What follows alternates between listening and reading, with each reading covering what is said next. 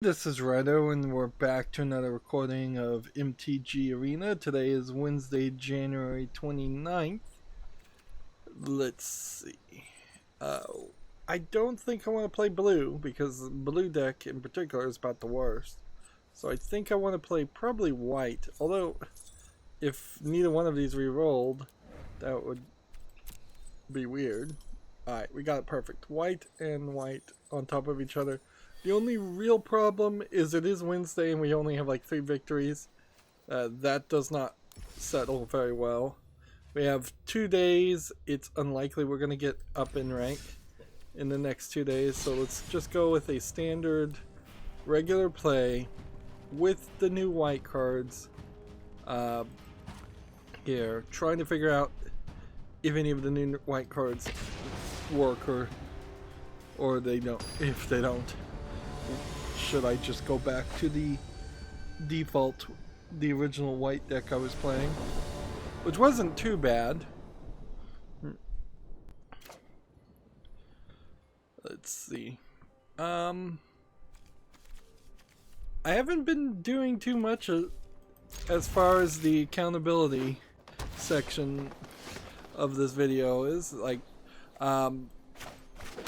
my backup server for the past couple of weeks, 2-3 weeks, has been trying to scan for errors and fix errors by resilvering, which with ZFS that's how that works. When you're trying to add or remove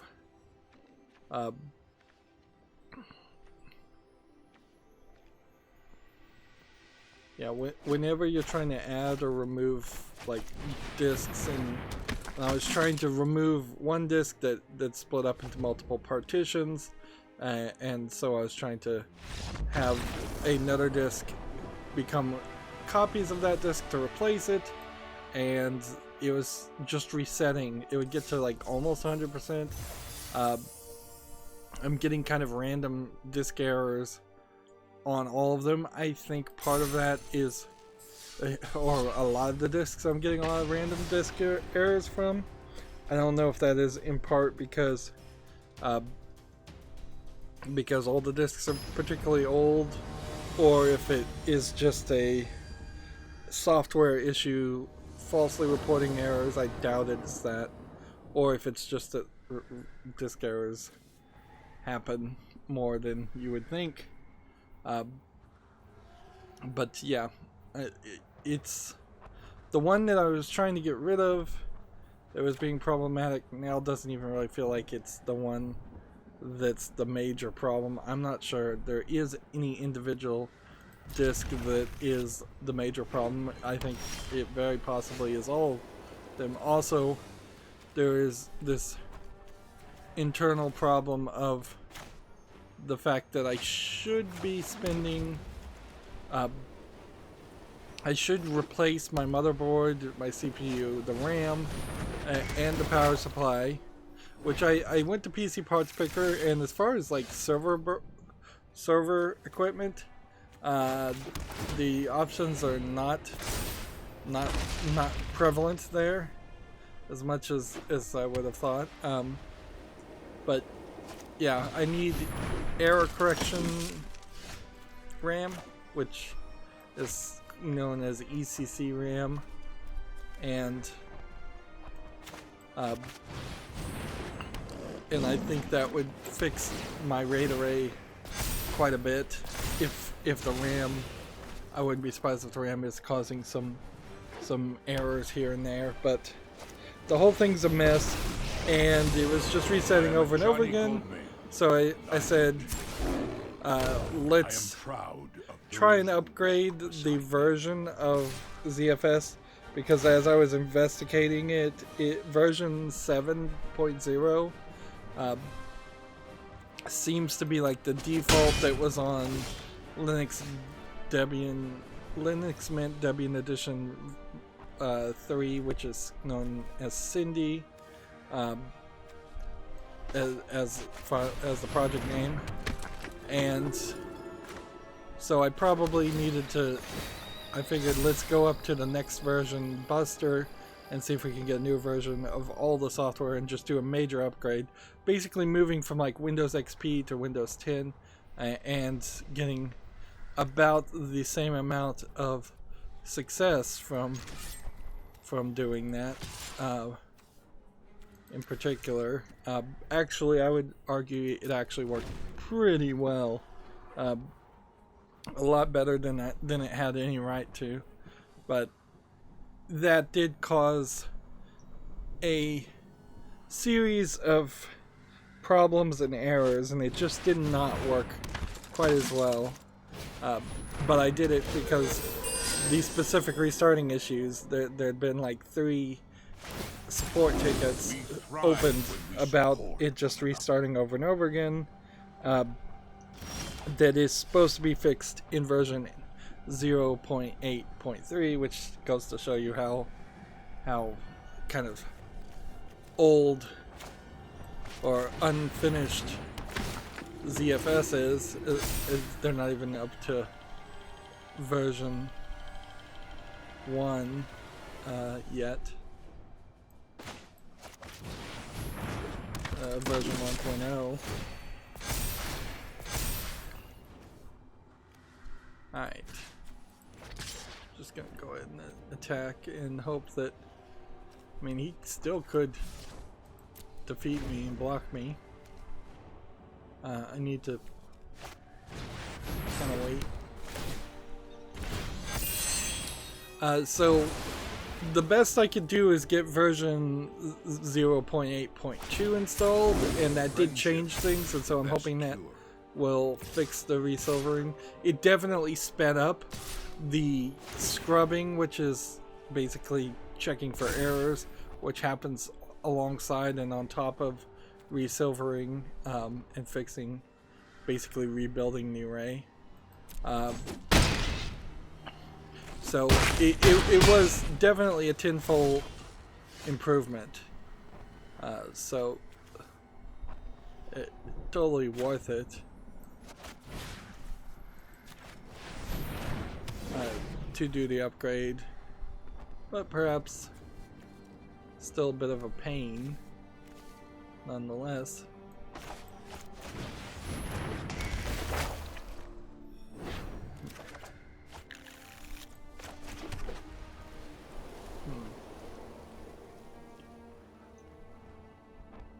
Let's see. The spell costs X less to cast, where X is your devotion to light. Which should mean that this is free. Or it should be close to free next turn.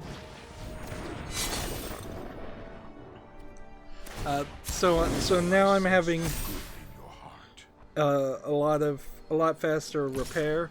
So it's gonna take, it says, just a couple days, where it was taking weeks upon weeks before. Can I take this damage? No. So this guy has double strike. This guy.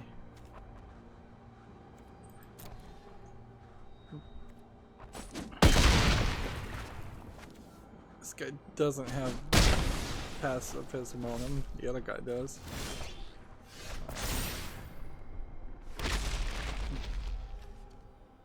Okay.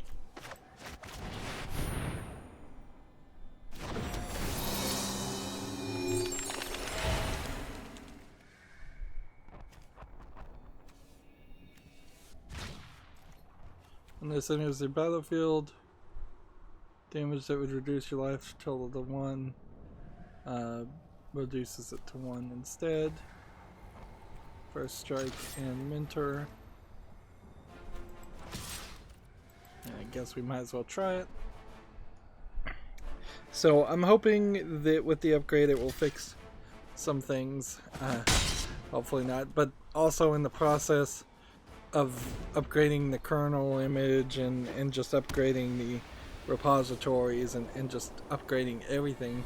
Everything else seems like it has worked without a hitch, but frankly, if the ZFS RAID array is not working, then everything on my server can't even be enabled, so all the web services and things could be broken like crazy, and other things could be broken like crazy, and I'd just not even know. So that's mostly what I've been messing with. Also, yeah, in the process I lost a partition, which I don't know if that means I can use a software in Linux called testdisk to find that lost partition and bring it back, or if I'm just going to have to reformat that hard drive and start all over again. It's not a big deal because the partition I lost was on the disks that were supposed to be replacing the other disks anyway, so they were the spares. But it kind of sucks. It is going to just be an extra step, an extra effort, certainly, to... Well, this is I'm gonna lose either way on this.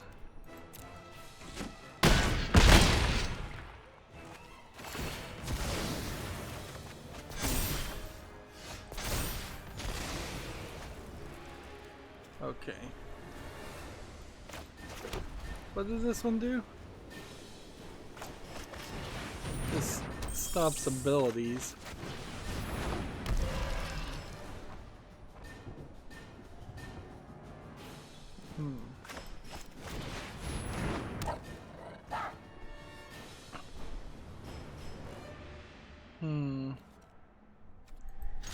Then you've kind of got to attack from here.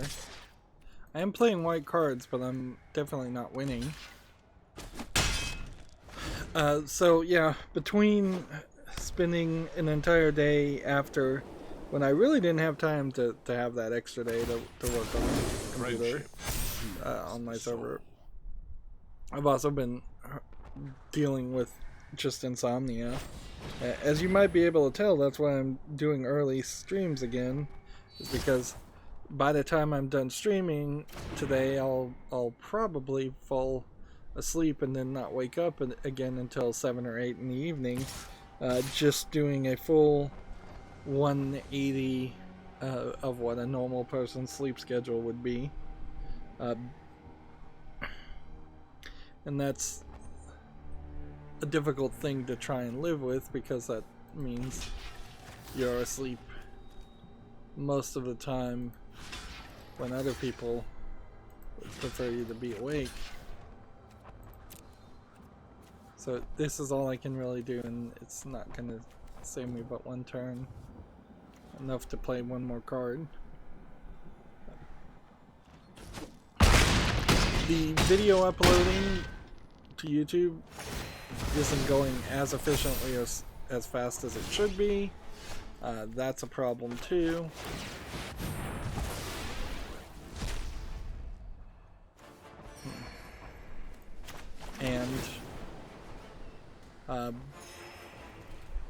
And I need to pick another game and just start playing, because that's pretty much all this is gonna boil down to, is I will need the smart move here would be to do no attacks. Like, I need to continue momentum building and moving forward. I hope my time here is finished.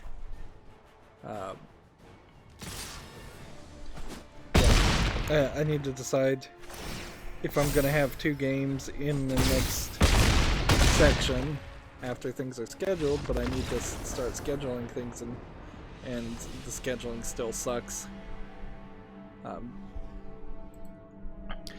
Speaking about parts of YouTube that suck, at least for a brief moment, for an accident, I'll put this story in that category. Virtual YouTubers were demonetized in mass for the reuse content excuse that has been added to reasons why you might get demonetized on YouTube. It's fairly obvious that if somebody is using a virtual anime character icon. Let's face it, they're all anime character icons, that mostly from the Hatsune Miku software, Vocaloid software.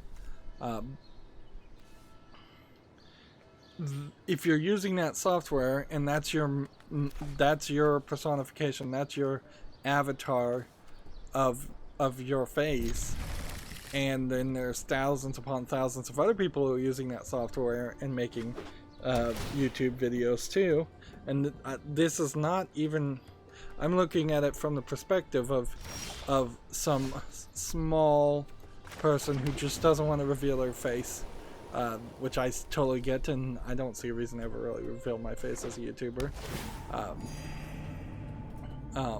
But like, as somebody who's trying to protect their privacy and just trying to do something that is somewhat visually attractive and kind of unique, I could see using virtual avatar software to do that. But to the algorithm, which is just scanning the images and listening to the audio, which if you're running your voice through the text-to-speech or through some kind of, I don't know if it has a software modification where it can specifically change your voice to sound more like the character's voice.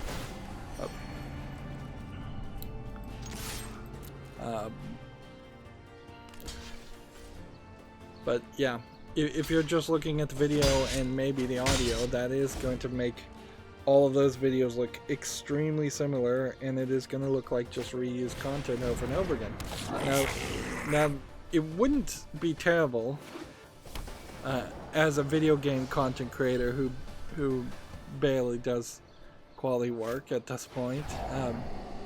Wouldn't be terrible for me to be incredibly selfish and say, well, good, let's just get rid of all those virtual Anitubers who are taking money and views away from all the other actually creative content creators out there, which I would probably not be able to legitimately include myself in that category.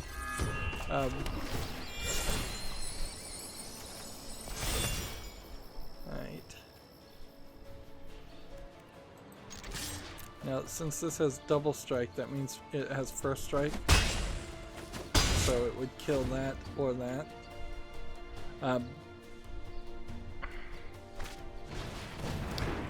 But it would be stupid, and it would definitely be against my freedom of speech stance to say that people who are using virtual avatars deserve to be demonetized. Also, it's not really self-serving in any way, because let's be very honest here. Video game people that don't put their own face on the screen enough are just as likely by some mistake going to get demonetized for reused content. I would imagine that there's hundreds, if not thousands, of people who are playing Magic Arena, and if the algorithm is not programmed right, it will assume that all footage of Magic Arena is just reused content and thus not deserving of monetization. And they could take that for every single game that ever existed, frankly. Unless you're just custom showing your own programming and nobody else can play your game but you, all the visuals in a video game is going to look repetitive, and it's going to look like reused content. That YouTube needs to be a lot better about what its algorithm is allowed to demonetize, and somebody needs to actually be looking at it.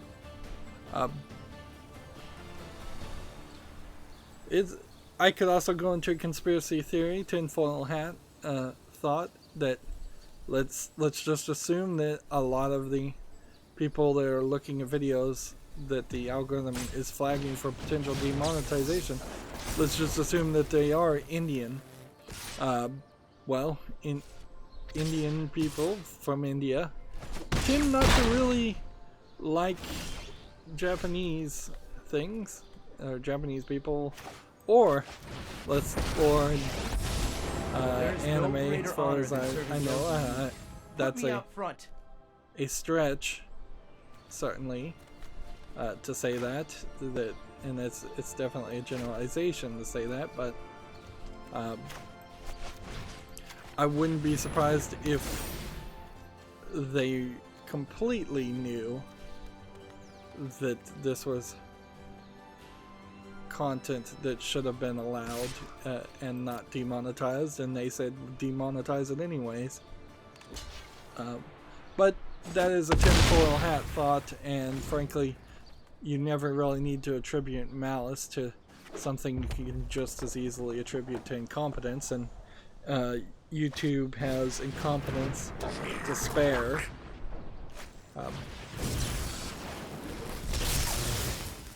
See, I think there was something else I wanted to mention, but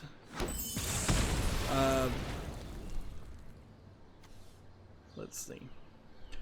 Warhammer 3, I believe, or World of Warcraft 3, I believe, has allegedly a part in its license that you give up moral rights to all the levels that you would create in its level creator, which we're hearing more stories of extreme instances of third-party EULAs where people are being told they have to give up the moral rights to their creations throughout, which is ridiculous.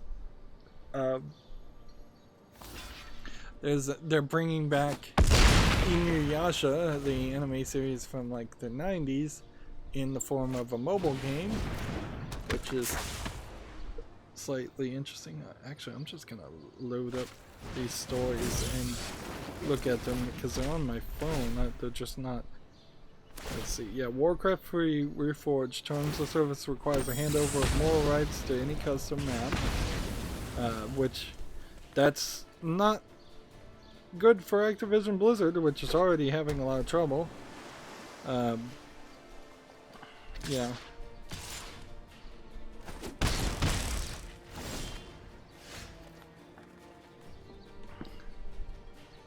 Yeah.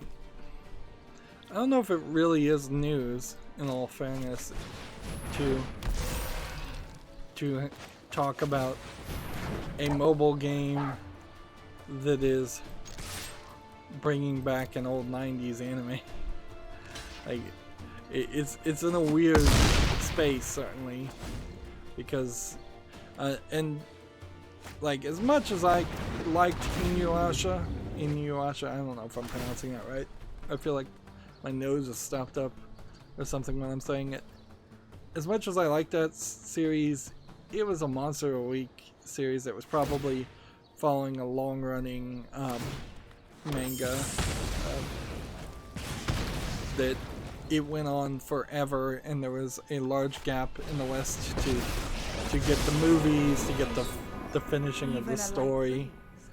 They did at least have 3 arcs that were all pretty linear and all kind of made sense. 3 major arcs that I recall.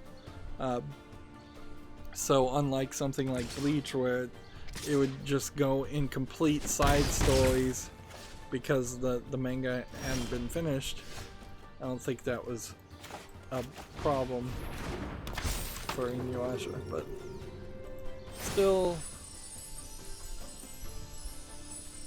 not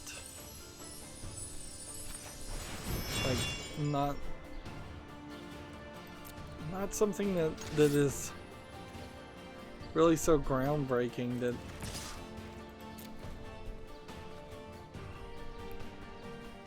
you would want to really have that. So this just gives me hexproof, but it also gives this guy the ability to be on the field.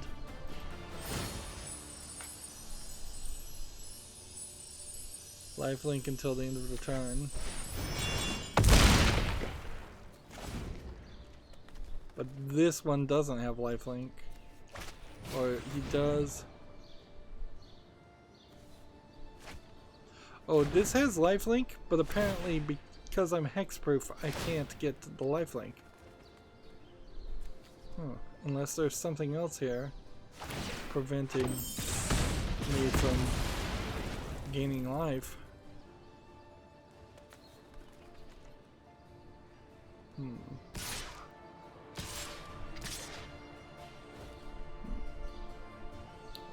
Well, I think we probably should start to think about covering the news. We still aren't getting a lot. I did go back and spend about 5 minutes looking at old footage of me playing Lego Marvel Superheroes, and boy was that game good. But I can definitely also see that in the moment I missed some features and some lack of polish in some of the content, like when looking at the buildings and the larger open world Manhattan of Lego Manhattan world there. There was definitely more polish there. Also, having now played Lego City Underground, it definitely feels like at least 10%, if not closer to 50 or 60% of Lego City Underground was, if not completely reused, and an initial step towards the development of Manhattan, which the Lego Manhattan is way better. Way better than Lego City Underground. But as I'm looking in the distance to the other islands, because you can only really go to Manhattan in Lego City Marvel Heroes. It's Lego Marvel Heroes is the name of the game I'm talking about, and comparing it to Lego City Underground. The one with the Marvel superheroes is way better, and you can see in the background on the other islands that the layouts do look like they are somewhat built off of Lego City Underground, although I would say there's probably a little bit more buildings in the background, and certainly that game did something kind of amazing with its verticality too, that you're in this large hub world, and I wasn't seeing any micro stuttering, so that must have been the one game that was running on Windows 10 before micro stuttering got introduced, or that's the one Lego game that just didn't have that problem, or maybe I just missed it and it wasn't that bad. But there was a lot of verticality in it. A lot of going up and down buildings in the open world, whereas I don't think you would have been able to do that in Lego City Underground as much and have all of that load and have everything work the way it should.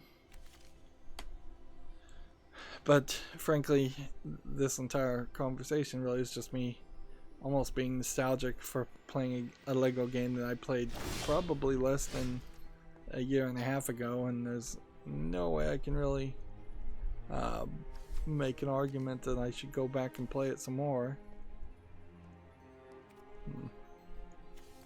So I played this, and then I put this on the field.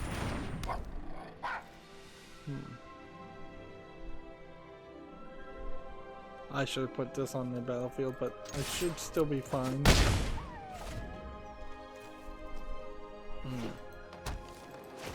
I also watched a YouTube video talking, it was basically an advertisement for the Cyan new game Firmament, which is still in development, and I think maybe has been delayed a little bit. But I don't think it was canceled or anything like that, so I still think Firmament is coming out, and hopes are that Firmament has a bit more gameplay in it and a bit less of what Abduction had, which was Abduction was very much kind of a modernization of the graphics while being a throwback to playing something, one of their games before missed. It's a throwback to their kids game like Manhole more than it was missed, because there was one major puzzle in Abduction, and the major puzzle involved teleporting yourself from one world to another world and back and forth, and moving the teleportation pods in the right place, and eventually you got a laser that opened up some more paths, and there may have been some other puzzles, but not much. So with Firmament, I'm hoping to see very distinct and different styles of puzzles in different worlds, with a little bit more life into them, a little bit more characters. That there really wasn't a good reason why there was so few people in Abduction, and they kind of had to write around that, the fact that it was mostly empty, in a pretty bad way. But there needs to be a little bit more life, more than in any of their previous games.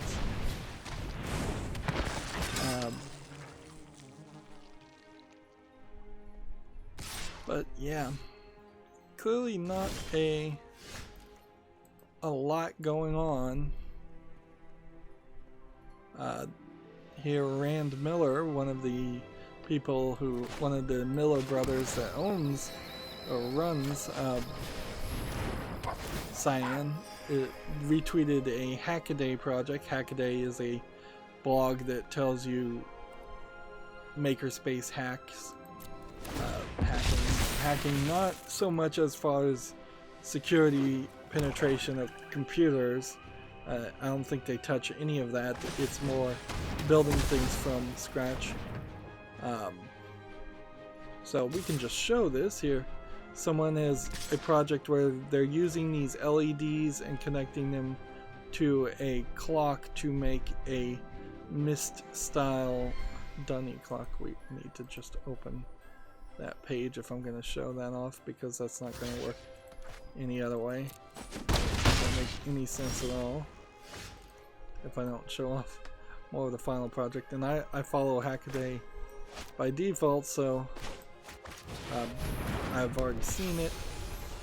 I would say that maybe there's a little bit too much obsession with I have no idea where that went. A little too much obsession with the dunny counting system and all of that, because while that played a major role in Riven and maybe got some callbacks in the later missed games, it became overemphasized. So here's Hackaday's website, and here you see the image, and here you can see the cutouts. The cutouts are designed so that you can show a square pattern, which each of these squares, I believe, probably breaks down the numbers into 4 digits. So yeah, this is the general dunny writing system, which randomizes in Riven. So I don't know what this. Well, no, I don't think it actually does randomize. It felt like it did, but maybe that's in the remastered version it randomized.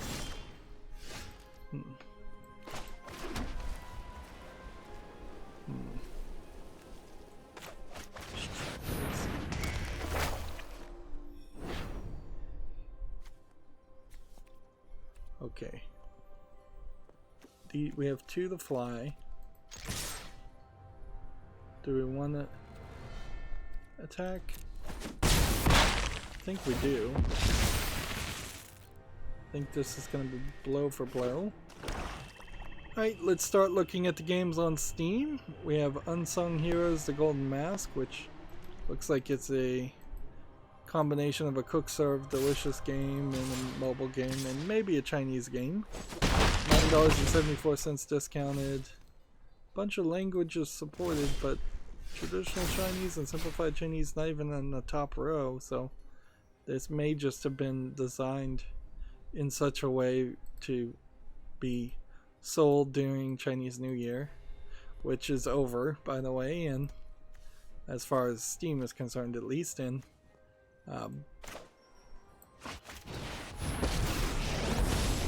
I am Teo. let's see. Let me be your shield. This is what I trained for. This.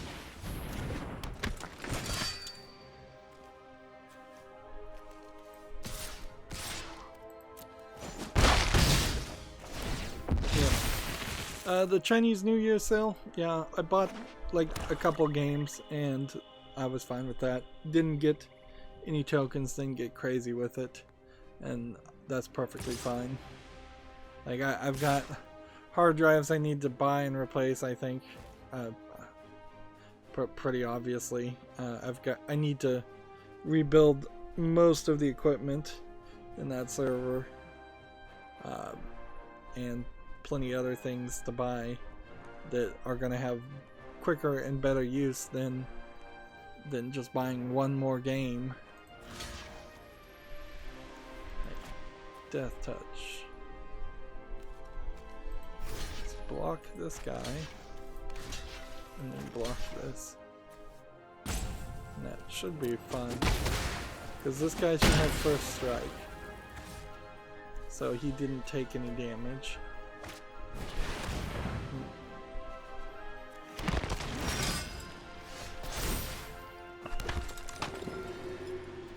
So do I want loyalty or do I want +1/+1? What is the loyalty on this card? Like, can we hide this card so I can see what's under here? No. So they've put this right on top of the thing.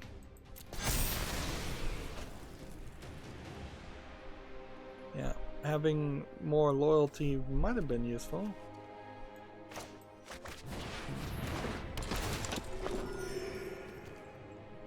Right. Playing a character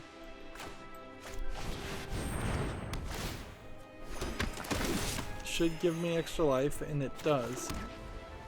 So I'll block them off. yeah.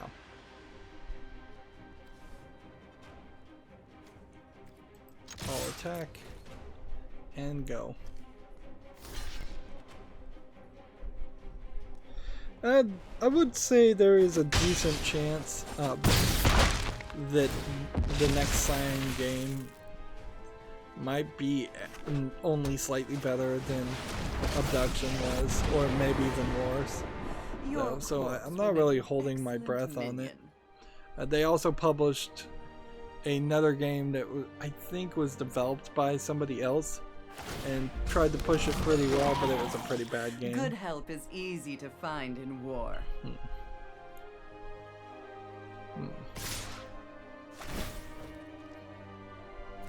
Yeah, I probably need to kind of hurry up here. So this is a first strike, but we can just get rid of that, and we can block that, and we can block that.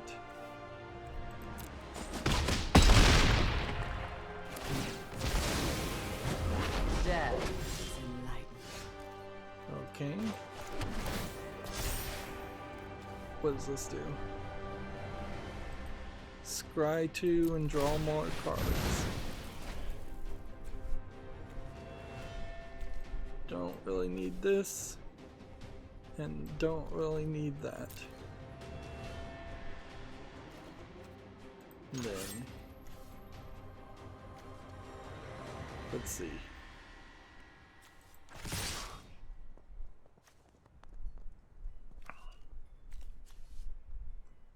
Let's not block this.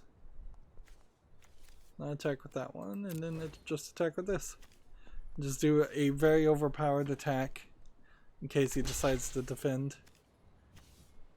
Why does this one not have flying? Now, don't be pushy. Waste not, want not. Yeah. Yeah, I feel like I'm gonna fall asleep, so I need to hurry. We need to start going through the news. We have a game here called Box Kid Adventure, which looks like a box pushing puzzle game. I'm always looking for a good version of these. There doesn't seem like there's a lot of them. This is discounted to $8.99, English and Polish. I'm gonna put this on the fall list just to see if people actually review it and like it. But high chance people don't. And I already own like Chips Challenge, and this looks a lot like Chips Challenge. And I don't know if I can really justify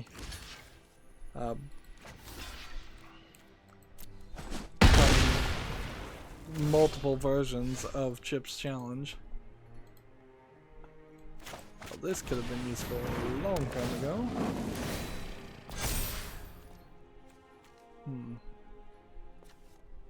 Okay. No tab. Let's see. Next we have a game on Steam called Solar Panic Distress, which looks like it's... I really wouldn't call it an asset flip game, but it does look like it is kind of taking a Rick and Morty comedy twist with some weird 3D modeling art skill that I would put this as somebody actually kind of knows what they're doing, but it's just pretty ugly. Dude, they want $14.39. Is this VR?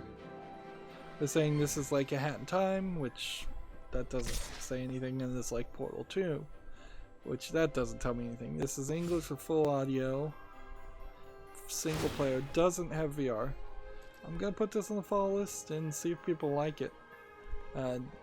That is one of the rare examples of a game that is just so weird that it becomes difficult to figure out whether or not it's a actual product worth playing or not. Oh, that was the guy with double strike.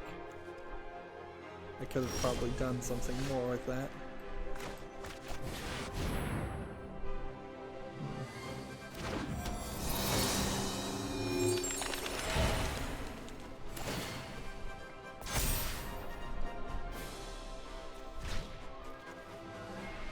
Let's go ahead and attack with this. And pretty much that's all I can do. I noticed Netmarble, I believe, has a Magic the Gathering, it looks like, mobile game. I saw an ad for it, but it didn't look like it was the card version of playing Magic the Gathering. It looked like it was a completely different product using the characters from the Magic the Gathering universe, of which, frankly, the Planeswalkers are the only real characters with names. And everything else is supposed to be a summoned creature that you're just summoning as the player. I really don't have time in my life to try yet another mobile game and waste time on that. And frankly, I don't have time in my life to play 2 Magic the Gathering games. Or 2 collectible card games at all. So that's bad news for this Gematsu article that Thronebreaker The Witcher Tales are now available for Switch, which Thronebreaker is the standalone component of Gwent, the Witcher card game, which I guess Thronebreaker would be the part I would probably play and show off if there was going to be any part of that game that I played and showed off.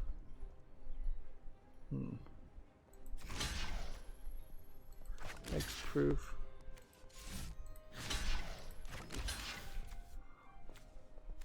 This guy, everything he needs. He's just gonna get bigger and bigger.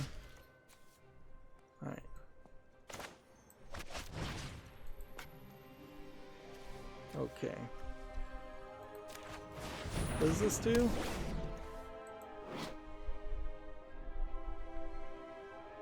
Can't attack or can't block, loses all its abilities. So,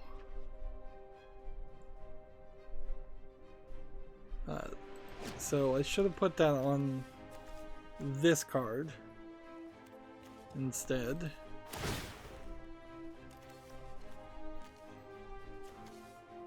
And because I didn't do that, I don't think I can do anything.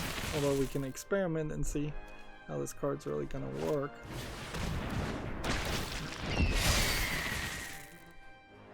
Gamatsu has an article here. Monster Hunter Riders has been announced for iOS and Android throughout this winter in Japan. Now the Monster Hunter series I have to remind myself what it is because it doesn't even really look like Monster Hunter, the Monster Hunter most recent game on Steam, because these look like very different characters and this looks like a very different logo. But yeah, the Monster Hunter series is the running around fighting monsters constantly kind of RPG game, complicated RPG game, the ones with the cooking cats. These graphics don't look terrible. I don't know how you actually would play a game like this on smartphones though. And it certainly isn't a terrible thought to think that let's see, can I not block this? It's not a terrible thought to think about playing Monster Hunter on smartphones instead of playing it on a console, just because of how time consuming it is. There's quite a few JRPGs that would make a lot more sense if a lot of the grindy elements were in a mobile companion app, or if the game itself in totality was in a mobile form. I'll play this. I think I will have played enough white cards to do the daily quest.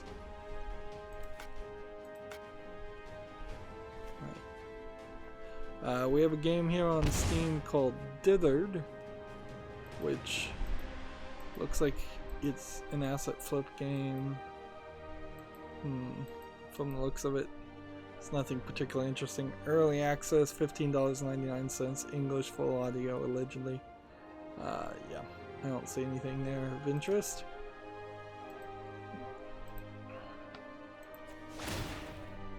So every time you tap it, it removes a counter. And once all the counters have been removed, Heliod's punishment is destroyed. And the card goes back to what it was after a few turns.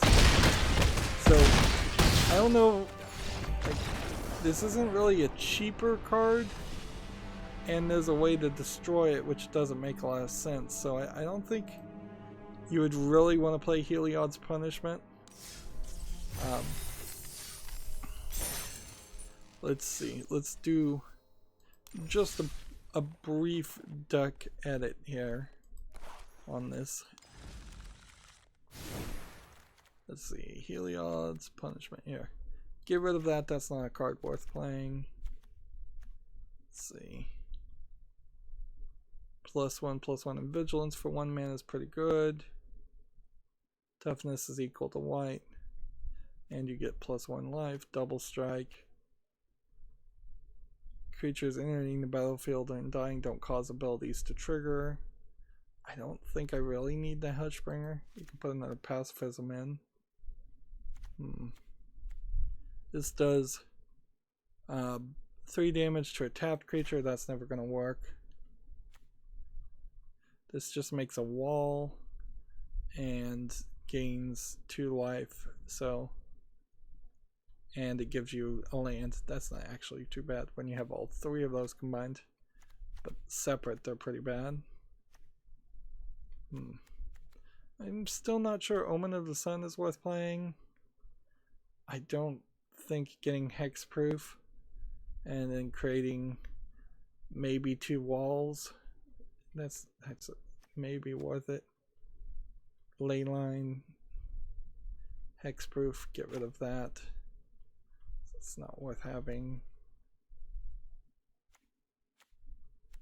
Let's see.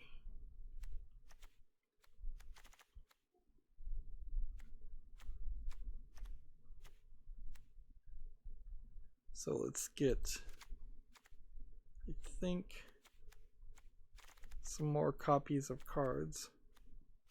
Where's the cat? That's what we want to make sure we have copies of before we have anything else. Here we go. Yeah. Already have 4 of those. Let's put in another one of those. And that should be fine. Meanwhile, we don't need to play the white deck anymore. We're now just trying to get victories. It kind of sucks. I have to fully admit, like when I am in the middle of these swings in Insomnia and I'm about to fall asleep, there's not a lot of opportunity here for me to go along and make more content, and certainly not a lot's going on in general in my life right now. It's nothing happens in January, basically. Moving on, we have a game on Steam here that's just a bunch of Asian characters. It's an RPG Maker anime game. I suspect Chinese, English is not supported, free, Japanese and Chinese, so take your bet there, 50-50.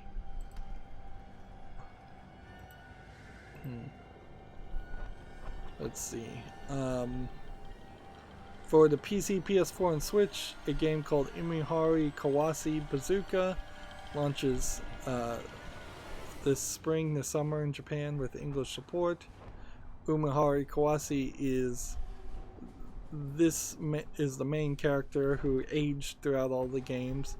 She, in most games, swings around levels collecting fish or something. It's a very Japanese game that seems to have gained more momentum than you would have thought it would have. I think it is very strange to see the character age, but it does also open up the doorway.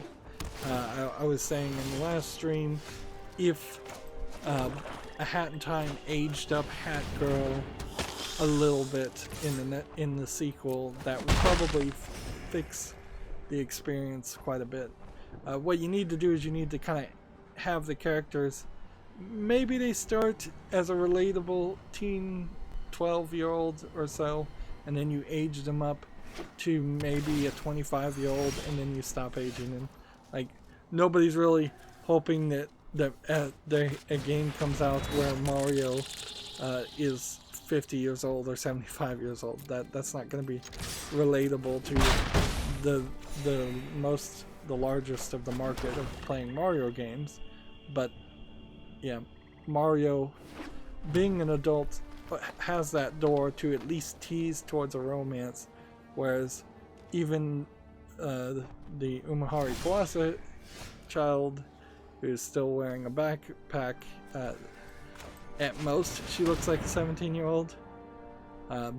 She doesn't have those adult life problems, whatever those would be in a game like that.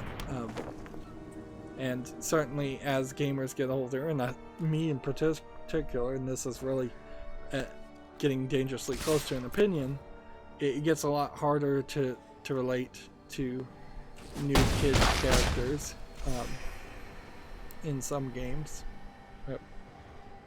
But I certainly can still do it. It's just gets a little bit more difficult. If anything, the least relatable thing I've seen in video games is how very, very young kids have been influenced or are playing Fortnite and flossing and dancing. But yeah, that's not to say that previous generations didn't do incredibly embarrassing and stupid things also, like flossing, but boy is that hard to relate to. But then again, I certainly can think about the Macarena when that came out. Everybody was dancing the Macarena. And I have to give at least credit to flossing in the sense that flossing is just a stupid repetitive motion that takes 5 seconds to learn and repeat, whereas the Macarena, people were actually spending quite a lot of time trying to learn it and do it perfectly right for a very brief amount of brief second there. So the more things change, the more things stay the same, I suppose. Moving on, for Gamatsu, we have a Degassi Games announces its PAX East 2020 lineup. Heroes Must Die again, and more will be playable. So there's 3 games from Degassia, Digica maybe. Let's see, Dragon Fang, Drawn's Mystery Dungeon for PC, Heroes Must Die Again for PS4, Switch, and PC, Pico Pico for PC, Rival Megagun for PS4, Xbox One, Switch, and PC, and Virgo versus the Zodiac for PC. There was an Electronics Boutique Canada post that tried to announce a game coming to Switch that either hasn't been announced yet or actually isn't coming to the Switch, and so the creator had to come out and say, I don't remember what the name, which game it was. I suppose we might start to see a lot more of the PAXs become more of a focused experience. Oh yes, apparently, according to Reddit, it has been, I think, 4 months since Stadia added any new content or any games or it's been like maybe not 4 months, but 40 days since Stadia's added any games, and it's only been out for, I think, 95 days. So, not doing particularly good at all as far as making important content, and it's been, I think, a full year since Artifact has come out and there has been any new content for Artifact, but that shouldn't be that surprising, frankly, because Artifact was dead on arrival and I think everybody knew that. OpenCritic has an article here. The recently announced legend for Apex Legends may have been murdered.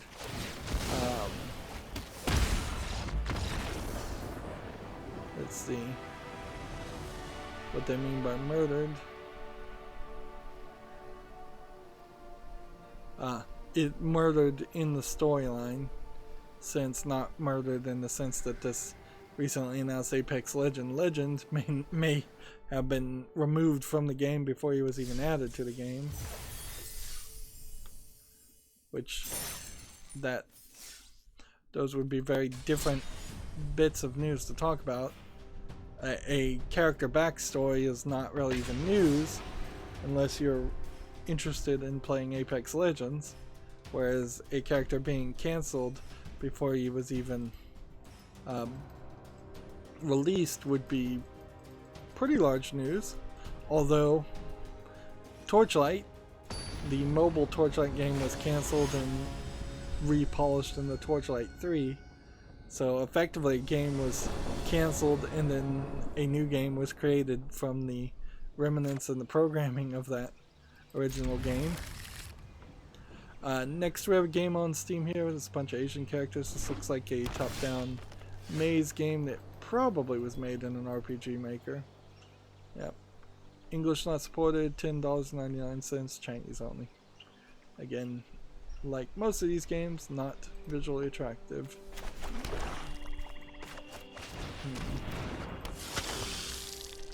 Twitch is still having trouble.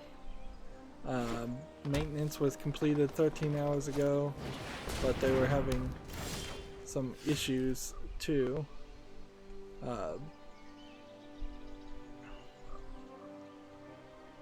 And apparently some people were trying to do some phishing attacks using Twitch. So they're posting standard security bits of warning information.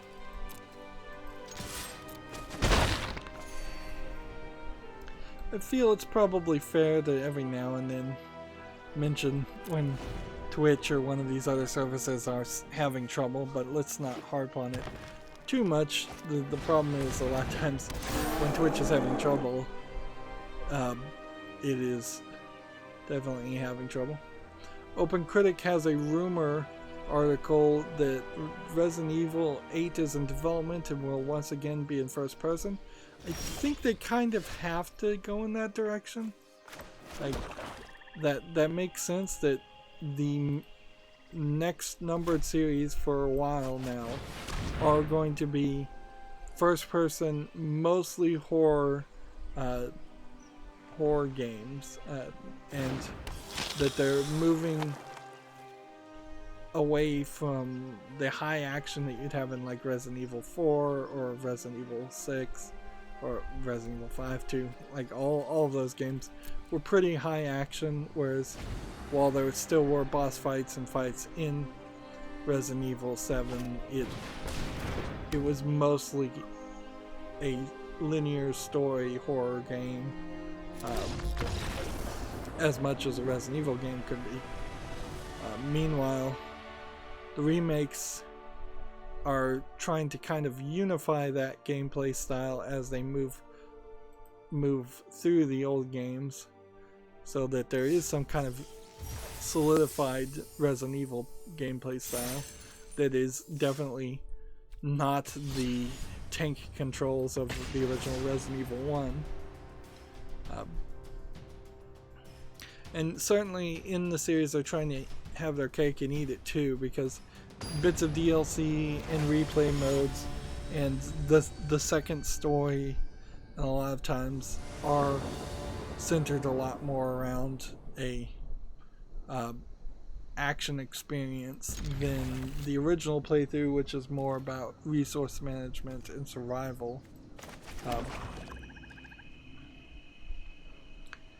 The big thing to take away from Resident Evil 8, though, and this is where the coin flip will happen, is Resident Evil 7, most of the content that people really like, that front-end content, to my understanding, was created by the American branch. So if the Japanese branch tries to step in and have major control of the development of Resident Evil 8, I would not be surprised if it does not feel right or it does drastically change. Some of the later content that I think a lot of mainstream games journalists in particular may have just not even seen. Some of that later content does get back to being a very basic and standard Resident Evil game. You're on a boat, you're fighting monsters, your guns are really powerful, you're shooting a bunch of people, and that content, if we see more of that content or that style of content, then they didn't learn the lesson, and there's a good chance that they didn't learn the lesson. It'd be hard to make that argument though, with the remakes also kind of being successful. But they do have to drop the ball at some point, don't they? Like, we can't just assume that for the next decade every single Resident Evil game is going to be good. It would be nice, but it's not realistic. Moving on, we have a game on Steam called Power Stealers, which looks like a shoot-'em-up game with some platforming. It's not widescreen, which kind of sucks. It's $3.99 discounted. It's English and Spanish Latin America. It probably doesn't really need to be on the follow list, but I'm going to put this on the follow list just because, just to see if it gets really good reception. I probably still wouldn't play it, but let's see.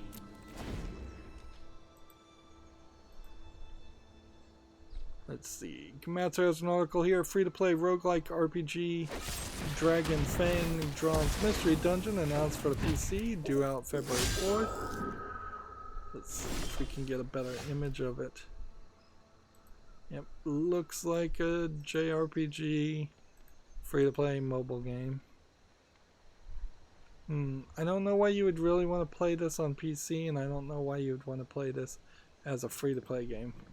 Because I assume these dungeons just randomly generate, which probably makes it better than a lot of mobile games. But, yeah. I don't see anything particularly interesting there. Also, if you take into consideration the fact that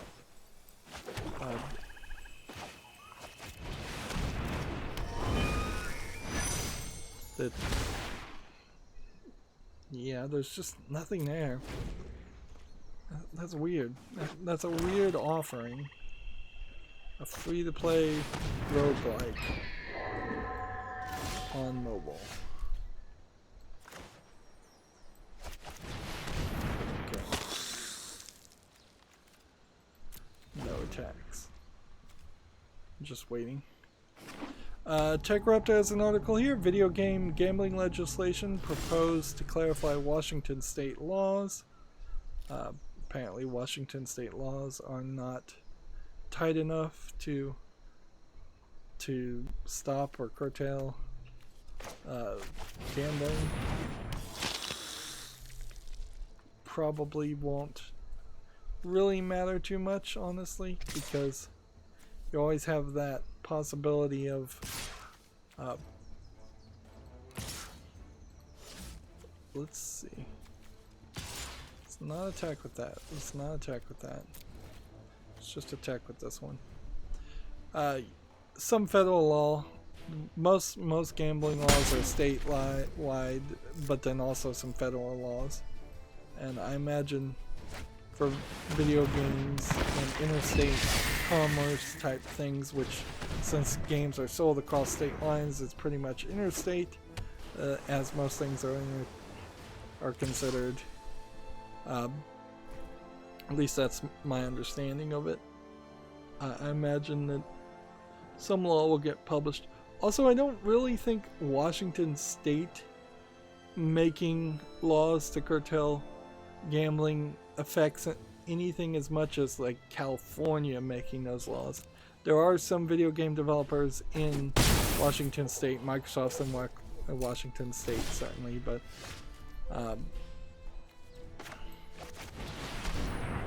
there's a lot more game companies in California. Right. Let's go ahead and hit this and this. Now, I think I've got a full victory.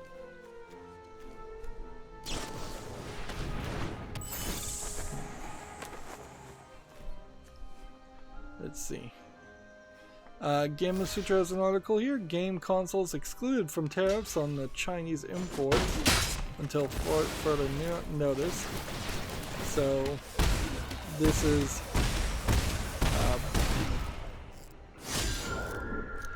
is the U.S.-China trade war. The U.S. not charging tariffs for game consoles or that would be coming in from China, which I imagine a lot of the assembly and at least a lot of the parts for the next game consoles would be coming in from China. Okay. Let's do this. Here. Here. And here. Can't walk that one.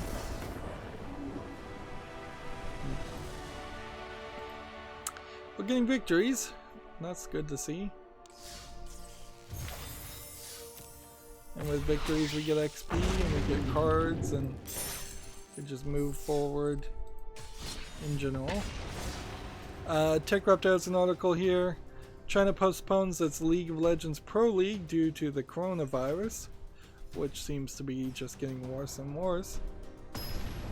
But smart move, although probably also mandatory move.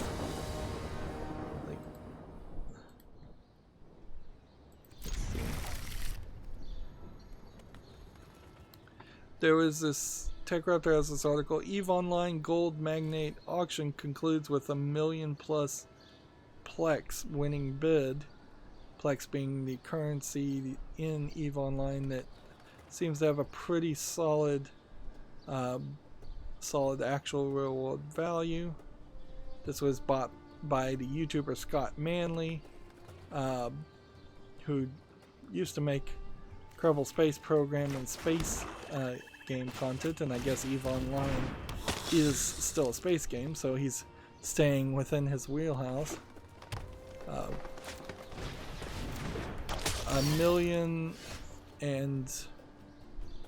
1,001,001 Plex, not ISK.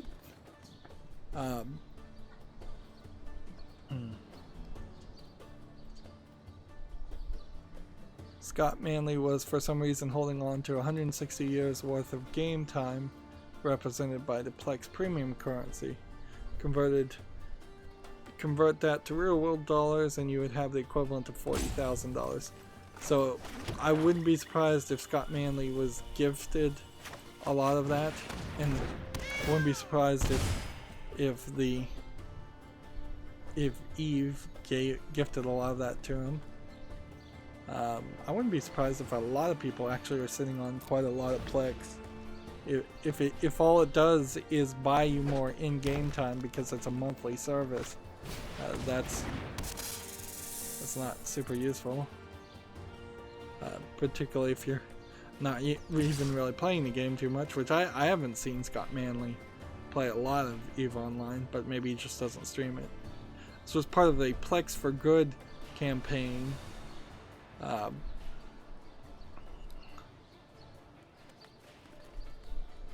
Plex can only be earned by spending real world money, therefore they collect Plex in game and then donate the equivalent of the amount of money to a good cause in the real world. Which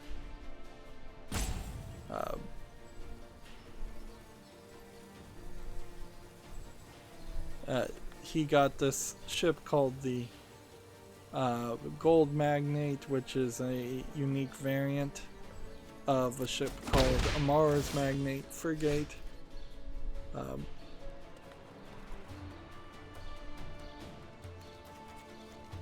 Which seems to be a really low quality ship, but a unique variant of a really low quality ship, which, I mean, that's something.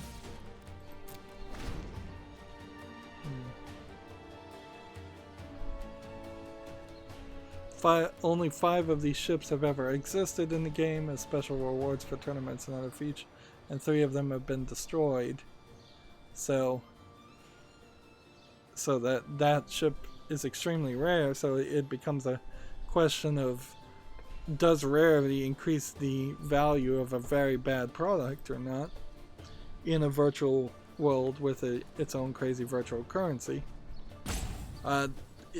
Though that's so, that whole story is so inside baseball with EVE Online, and I don't play EVE Online, so I don't care one bit about that story, and I imagine the vast majority of people feel the same way.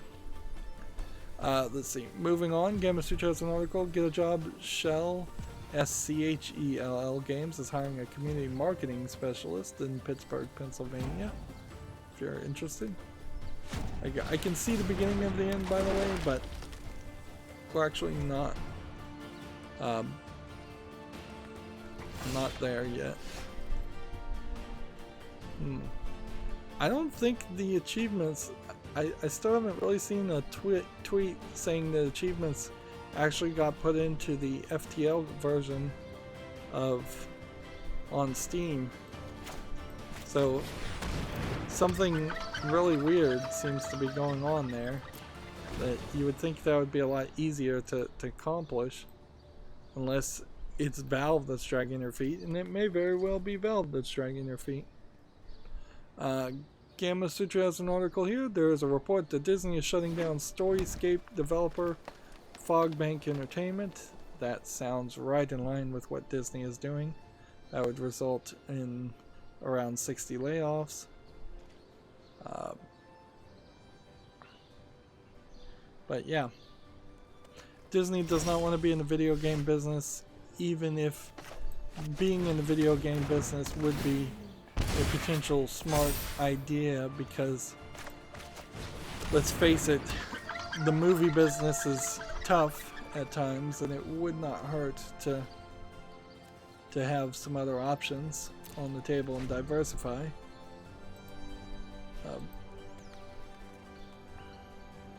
Here's the Open Critic article about the rumor of Resident Evil 8 in development. I would fairly hope that Resident Evil 8 would center around a new cast of characters, and that every version of Resident Evil 8 would still be kind of uniquely separated out going forward. Like, I don't think we need another Leon or Chris or Sheva, although Chris and Sheva are kind of a prime example of what happens when you don't have characters that people are super interested in. Also,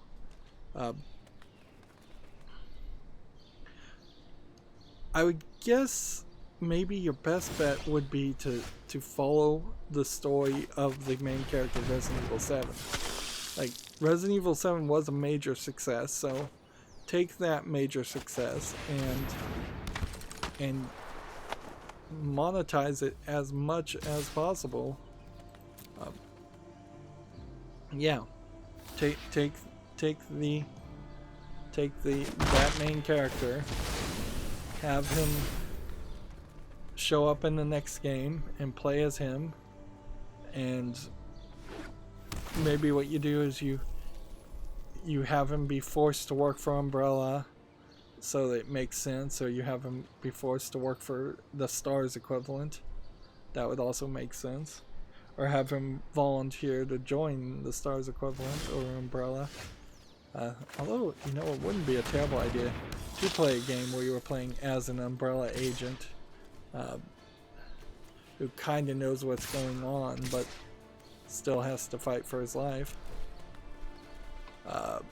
Moving on, OpenCritic has an article here for details have been released for Pokemon Home, and it is a two-tiered system where you have to pay for some features on, I believe, a monthly basis. $4.99 for 3 months, $15.99 for a year. One of the premium perks of paying is that Pokemon can be deposited, as well as other things.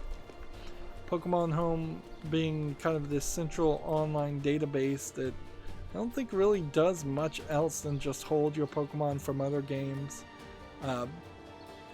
and have like an online service to trade some of those Pokemon that actually can be in Sword and Shield. This doesn't in any way fix the Dexit problem. Those Pokemon would just be stuck in Pokemon Home forever, because it's highly unlikely they would ever come out with a new game that really catered to the old characters. Let's see. He can now just attack with everything. And he can defend with whatever he wants. Next we have a game on Steam here called Chinese Brush Simulator, which looks like it is a calligraphy simulation game. The general concept here is kind of cool, but really this is just an asset flip Chinese game. And if you really wanted to work on your Chinese calligraphy, you probably need to know how to write Chinese characters, and you probably need to have a brush and do it in the real world. This is an early access game for 59 cents, and it's English and Chinese, allegedly with full audio, but I think we can all pretty well guess that means nobody is actually speaking any dialogue in the game.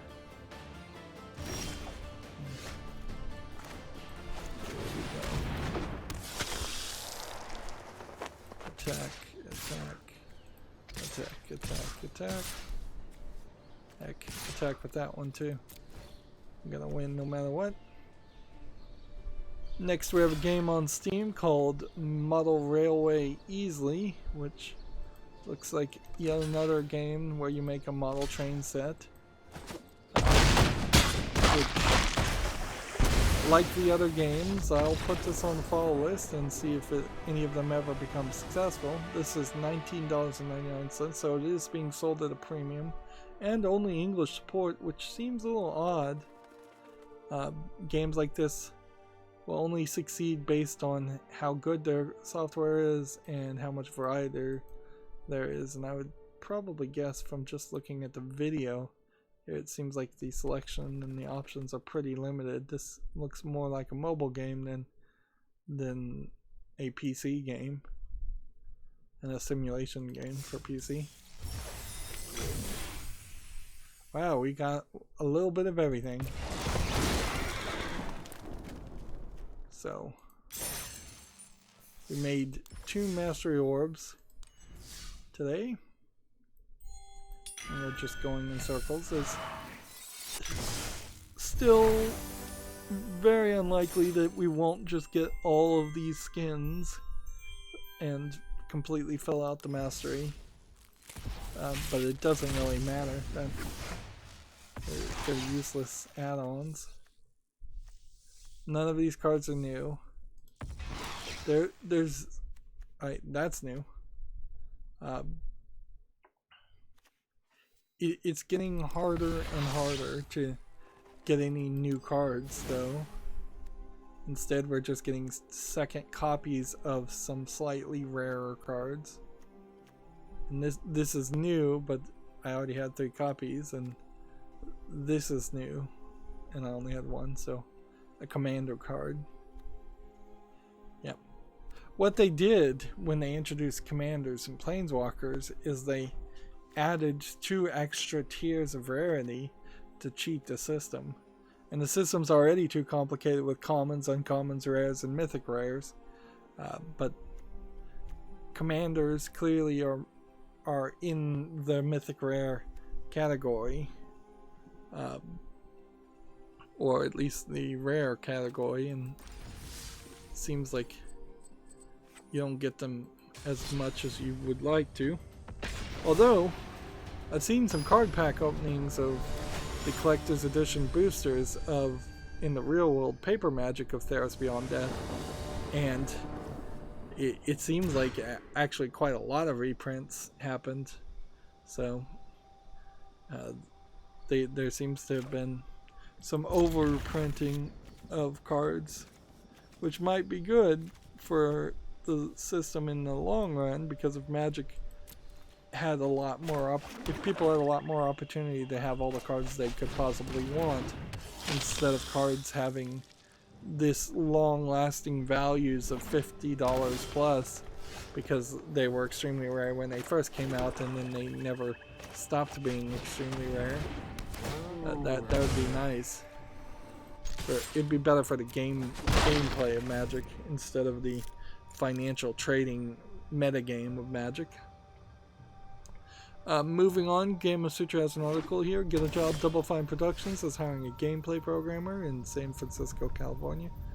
I think this is the second time we've seen a job like this from Double Fine. It's a little scary that they're trying to hire a gameplay programmer for Double Fine, because that doesn't seem like to me that they are ramping up to develop another game after being acquired by Microsoft. It seems to me that they're having trouble finishing the game they're supposed to be working on right now, which Psychonauts 2 is that game. Yeah, I had to think about what the name was for a second. Yeah, it does not sound like good news that in Psychonauts 2 that Psychonauts 2 is taking as long as it seems to be taking.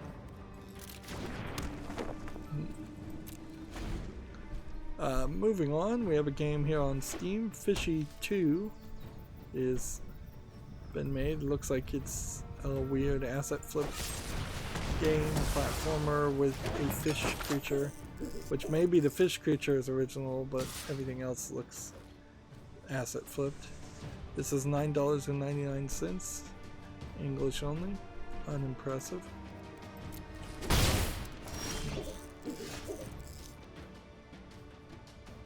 Let's see, play this and do this. Black. Alright, we need to make it. I think we can do this pretty well. TechRep has an article here. Dying Light turns 5. Techland treats owners with a Bad Blood DLC. So more DLC for Dying Light. It's been now 5 years that I've wanted to play Dying Light, and it's never really been on enough of a sale for me to want to buy it. There was a brief time where I think Dying Light was pretty cheap, but then with the DLC went right back up to a $60 game, and I kind of feel like that's the consistent problem with it. We're looking for a Vindictive Vampire.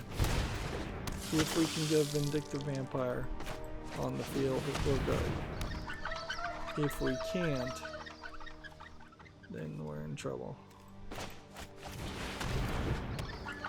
Although maybe we're not in as much trouble as I would think, because on second thought, what if I was just to attack here with 5?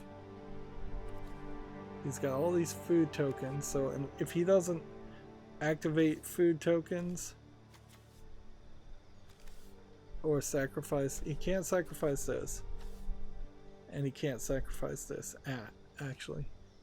So actually I'm good. We let this hit, and then we activate this, and then we sacrifice this without even Vindictive Vampire, and we'll win the game.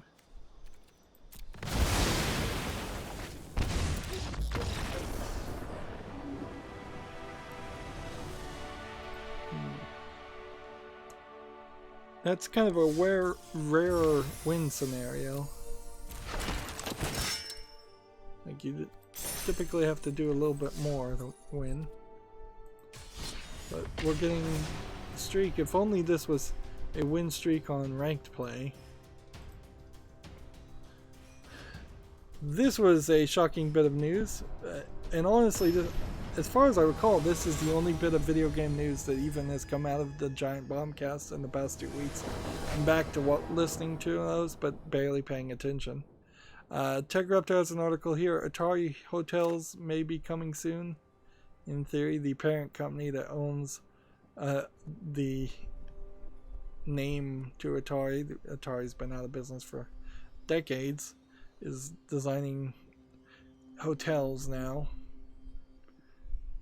Apparently, it seems like a crazy idea on top of crazy ideas. Meanwhile, the Atari Mini, named the Atari Throwback, I believe, still I don't think has come out, which would have been the one video game thing you could have done with Atari.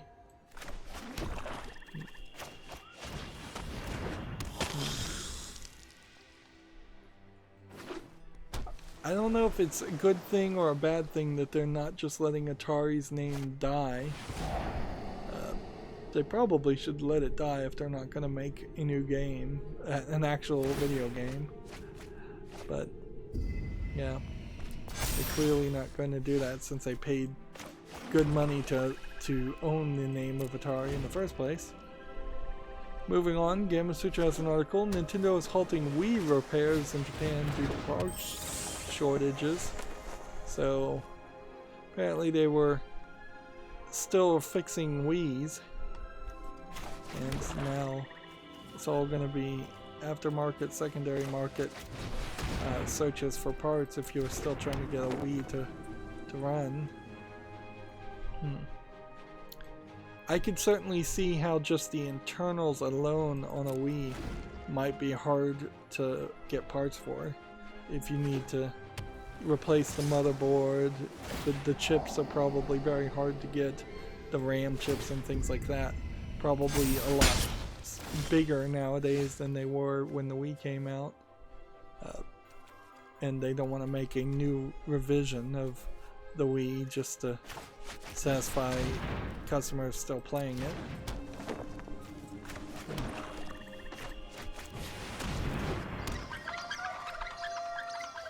Should I play this? No. I'm gonna hold on to this. Let's see.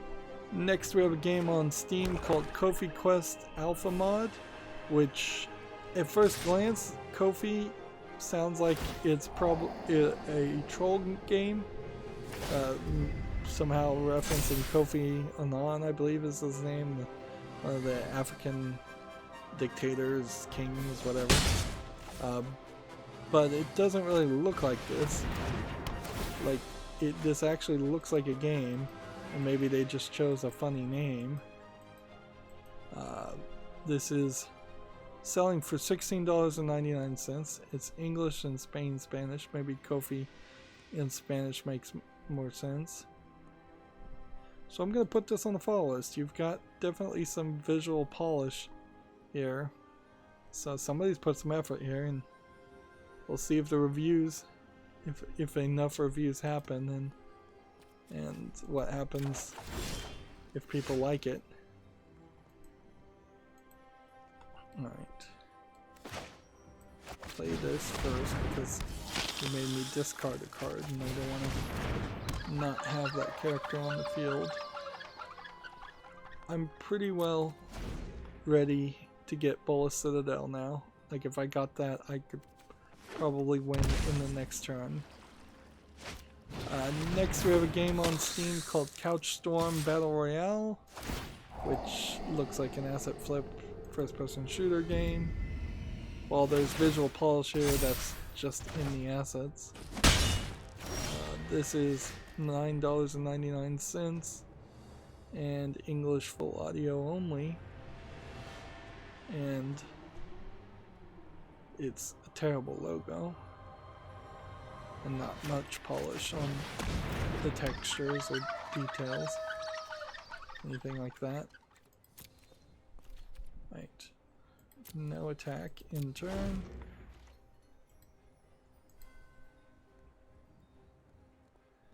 I guess I'm going to kind of try and rush through this. Gamatsu has the Famitsu review scores for issue 1626. Let's see. 1980X got 29 out of the 40. That's particularly bad. Grand Blue Fantasy got 34 out of 40. That's alright. Rugby 20. Score not published by the leak source. So apparently this was... they're getting this from a leaker, and the score,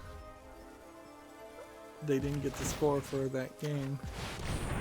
Interesting. They've been very consistent, Gamatsu has, to have all the scores. Let's see.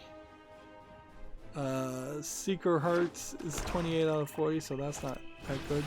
Chojam and Earl, 29 out of 40. Baltharian Arc Hero School Story, 29 out of 40, and WRC 8, which I think is a World Wrestling Championship 8, got 31 out of 40, so nothing besides Grand Blue Fantasy Versus above 33, which is about where the good games would be, and I imagine this screenshot is from Grand Blue Fantasy. There's some anatomy perspective here that is wrong. She's wearing anatomically correct armor, but her back is arched so forward that her shoulders and neck are very, very crooked. So I'll just point that out, that that the person would be hunching their forward. That girl would be hunching her chest upward and her hips forward, and then her neck forward and her shoulders back in a very awkward position. Let's see. Kimetsu has a Taipei game show, just meta thread effectively, I understand. that they are working for. The Taipei game show runs from February 6th to 9th at the Nangang Exhibition City Center in Taipei Center, Taiwan. Keep an open mind.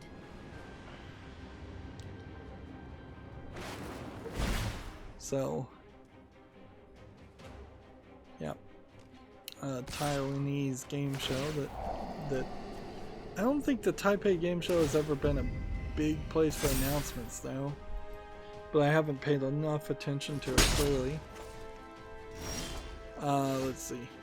Kimetsu has an article, the Behemoth or Behemoth, to announce a new game on January 30th. Castle Crashers Battle Block Theater and Pit People developer will be announcing a new game. I think Castle Crashers is pretty much the only game there that I want to actually cover from them, and I would probably have a decent argument to say that the other two games are, well, Castle Crashers itself is not even that good.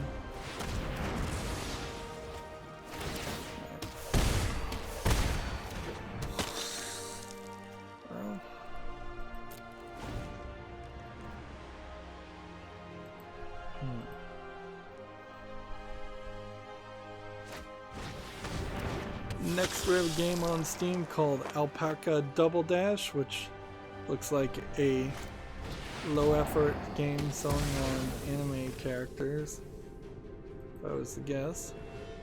Yeah, this feels like this might be a Chinese low effort game, but it very well might be a Japanese low effort game. I'm noticing it's not tagged with any nudity or sexual content, and you know, it's been a while since we've seen any adult games, so yeah, I'm not yet to the point where I'd be concerned, but I'll give it another week. If there hasn't been any kind of adult lewd game coming out, that would seem very suspect.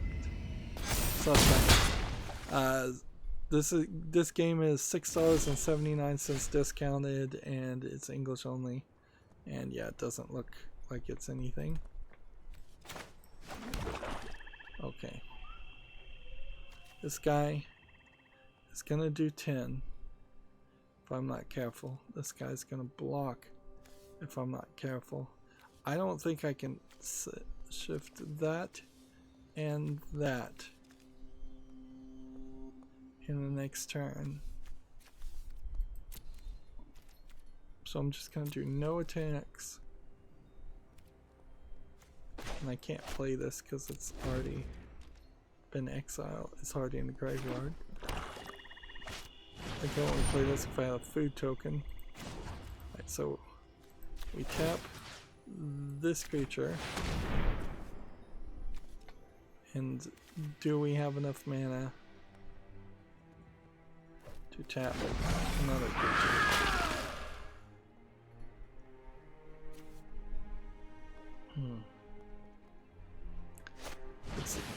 Next we have a game on Steam called Somewhere, which looks like a dark screenshot asset flip horror game. Early access, 89 cents English, full audio. Yep, nothing there. It really does go to show that they should just get rid of the full audio tag, since 90% of all games are claiming to have full audio anyways. As if there is a large contingent of people out there that well, I don't know what to do. I can just only wait. It kind of makes the argument that Valve thinks that there's a bunch of games out there that don't have sound effects at all, that there's some kind of silent games, And I'm sure there's a few games out there that have absolutely no sound effects, but it's so easy to asset flip in a sound effect here and there to then claim you have full audio because of that.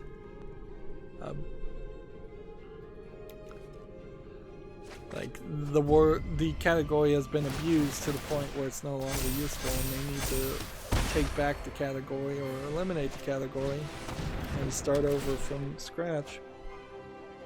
Like, honestly, if Valve made some YouTube-esque changes every now and then and told people that they had to come back and update their store pages or risk losing high placement, if they just made people come back every month or so and fiddle with their page and make it a little bit different to work with the new layout, like they did with the thumbnails, that would be a great way to kind of irritate away bad actors, or at least filter out the bad actors and the lazy people that aren't really supporting their games.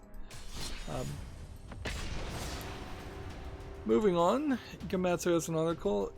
Elea, E-L-E-A, Paradigm Shift is coming to Switch on February 8th, which I think there was a game called Paradigm Shift. Was it called Elea? I don't know if this is the same game I'm thinking about, where it was a bunch of... No, that was called the Spectrum Retreat, is the game I'm thinking about. So, Elea Paradigm Shift. I guess I'm going to have to look that up on Steam and see if that's on the fall list and if that's something that would actually be interesting to me. Gamatsu has the Famitsu sales for the week of 120 to 126. This one I can pretty much skip over, though, and we'll just quickly show the numbers and show that Nintendo Switch is still the major seller, but Dragon Ball Z Kakarot and Yakuza Like a Dragon did break a full 10 lockout this week, at least, of Nintendo Switch products. Switch is still the major seller, followed by PS4, followed by 3DS, 2DS LL, and then 3DS LL. And then, if you combine the two Xboxes, you would beat the 3DS LL, but not the 660 units of 2DSs that were sold. So Xbox not doing a great job right now, despite the fact that there are claims that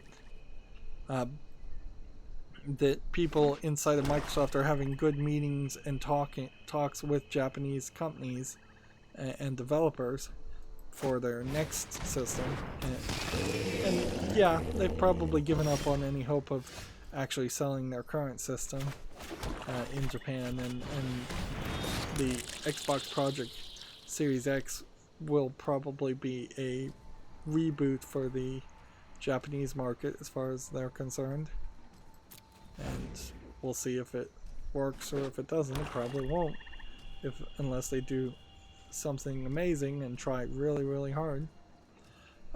Moving on, we have a game on Steam here called Project Hedra, not to be mistaken for Hydra. Looks like a low polygon survival game, RPG.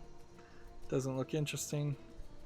Early access, $13.49, English only.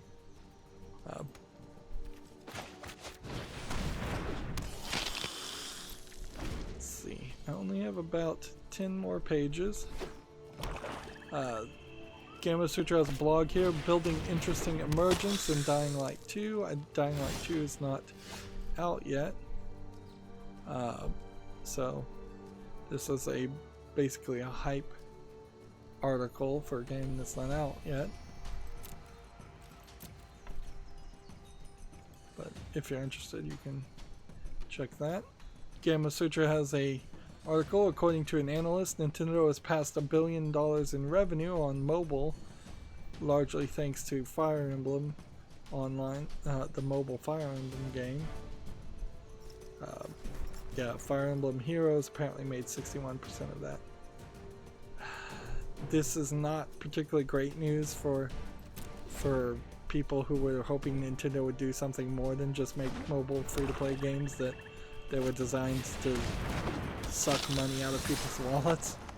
The fact that they've already been successful at sucking money out of people's wallets does not inspire confidence that they will stop that action in any way. I'm pretty well suited if I can just not die. Next we have a game on Steam called Little Tennis, where you're playing as either a pill or a baby, but at the look of it you can see there's nobody in the crowd. This is a unpolished tennis game that probably does not play that well. Doesn't even look correct on the perspective. It's amazingly stretched out. It's $3.99 discounted, English only. Yeah. This is not the way I would hope a tennis game would look.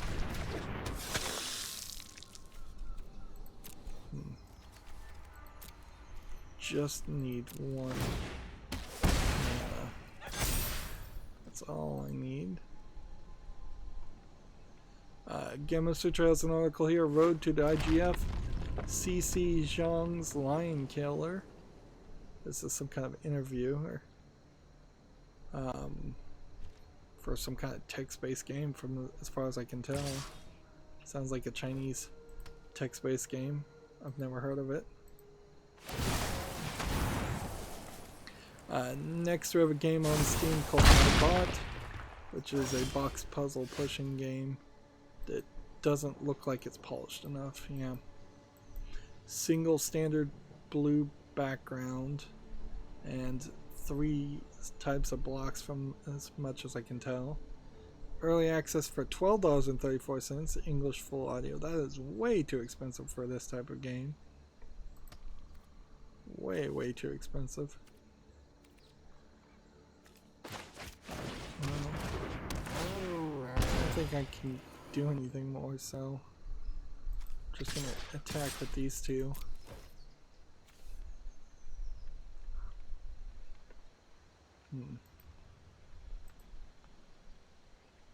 Here we have a low effort game called Apex Aim Trainer.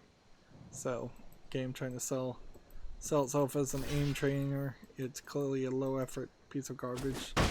Software / game. $3.99 discounted, English only. Yeah. Not something that should be allowed on Steam, and not something anybody should really buy. Gamma Sutra had the same article. Pokemon Home keeps cross-platform cloud storage in the mix with free and paid tiers, so Gamma Sutra can explain Pokemon Home. I'm sure you could find an explanation of how it works in general. Gamma Sutra has an article here. Artcraft nets $11.7 million to boost Crowfall development ahead of its launch. I don't know who Artcraft is, but they got money for an MMO, Crowfall, which is a game I don't recognize. So I'm out of the loop on that one, but I wasn't going to play an MMO anyways.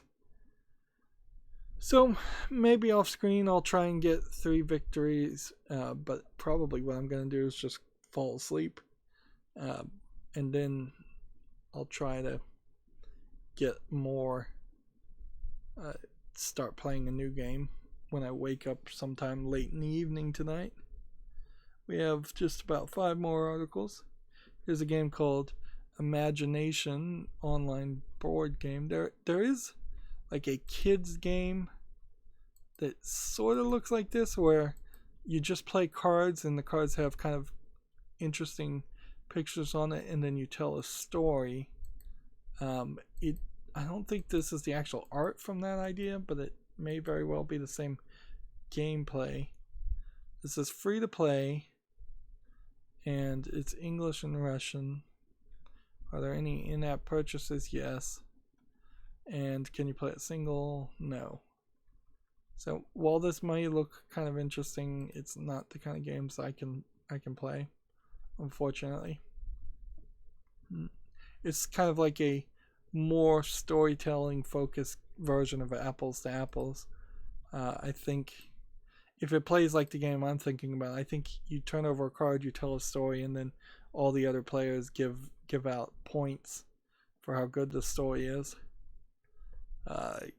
Gamma Sutra has an article here. Dauntless developer Phoenix Labs has been acquired by the Singaporean, is that how you say that? Singaporean game company? Garena. I haven't heard of Garena or Phoenix Labs, but I have heard of Dauntless. So this Vancouver-based studio and its entire team of 100 plus developers are now owned by a Singapore-based company, which that'll be interesting to see how that plays out in the long run. Moving on, TechRaptor has an article here. Frog Fractions Game of the Decade edition is coming to Steam in 2020, which I suppose this is a remade version of Frog Fractions with maybe some more content in it. You can play the original Frog Fractions on Flash on the website, or you can play Glitterminton Grove, which has the sequel hidden inside of it. People were very, very much way too into Frog Fractions and its ARG element and its secret subversive nature, in which it pretended to be a educational game and turned out to be something very different.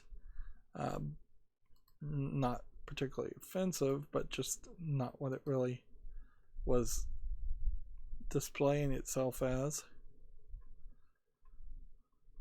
But that really was another instance, I think, where Giant Bomb was just promoting it way too much, Frog Fractions, and talking about it way too much, making it seem like it was a much bigger deal than it probably was. Here's a chart to show what you get for Pokemon Home. See, you can move them from the Pokemon Bank if you have premium. That you can have 6,000 Pokemon if you have premium. You can only have 30 if you have the free basic. You can have 3 in the Wonder Box if you're basic, and 10 if you aren't. I don't know what the Wonder Box is.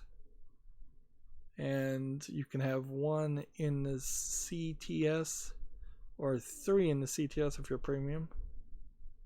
You can host room trades if you're premium, and you have a judge function if you're premium. That still doesn't really explain Pokemon Home much to me, but by the looks of it, it seems like it is mostly just a static website where you're moving things from one place to another. It doesn't really feel like it's anything more than a very simple website with probably very little animation, if any. And with that brings me to the Humble Bundle. Let's see if there's any new games bundle. Yeah, I don't think there is. Yeah, I don't think there's any new games bundle. So then let me go back to Twitter and see if there's any new tweets worth mentioning. Let's see. We barely have been streaming for 2 hours, but that's fine. Particularly since at this point the videos will just be airing on Saturday and Sunday. So a 2-hour video on Saturday, a 2-hour to 3 to 4 maybe hour video every day is fine. Let's see. Twitch Prime February games and bonuses have been announced, so we'll talk about that on Friday.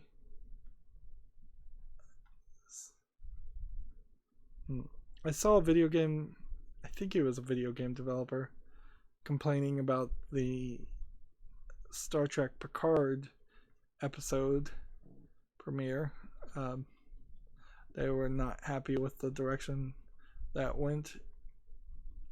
Like, I'm not trying to get too deep into it, but it seems like, yeah, the Star Trek Picard series and the latest Doctor Who series and just anything nerd culture is not doing great at the moment, and people are not happy with that content, or at least the hardcore fans that go on YouTube and talk about it aren't happy with that content. Maybe the general numbers say something different, but it seems like most of the people that go to Rotten Tomatoes and review things aren't happy with it either. So, like, what can I say?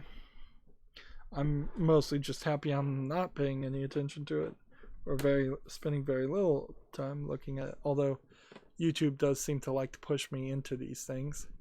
Let's go ahead over here on the deck and just see if we have any new cards. We don't. Alright, well, good. So, the 2 days means the season will end over the weekend, basically. We haven't seen any real change here on any of these events, or any indication that the events will even change anytime soon. They'll probably end on the weekend. We still have enough time to get 15 victories, and it's unlikely I'm going to get even 10 victories, but maybe I'll get 1 or 2 more. That's going to be it for this stream. As always, I ask you to like, share, subscribe, comment, and watch every second of my videos. If you want a friend to follow me on any social media sites, there's a bunch of links down below. And if you want to support me further, there's a link to Patreon. Or you can friend me on Steam and gift me a game off my wish list. Thank you for watching. Have a good evening.